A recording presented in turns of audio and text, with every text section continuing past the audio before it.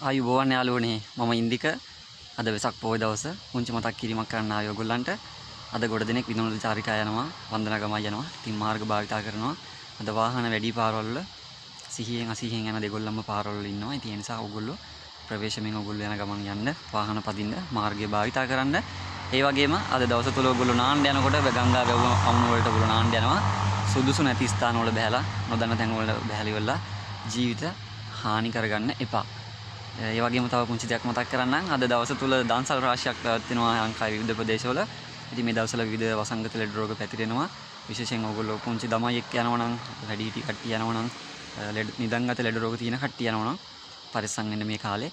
ඉතින් ආමිෂ පූජා ප්‍රතිපත්ති පූජා මේ දෙකම අපි බෞද්ධ විදිහට අද පිළිපදිනවා. ඉතින් වැඩි වශයෙන් ප්‍රතිපත්ති පූජා වලට මුල් තැන දීලා අද මේ වෙසක් පොහොය දවස අර්ථවත්ව ගත කරන්න පරිස්සමට කරන කියන දෙයක් කරන්න කියලා මතක් කිරීමක් කරන ගමන් හැමෝටම ප්‍රාර්ථනා කරනවා තෙරුවන් සරණයි. ජය වේවා.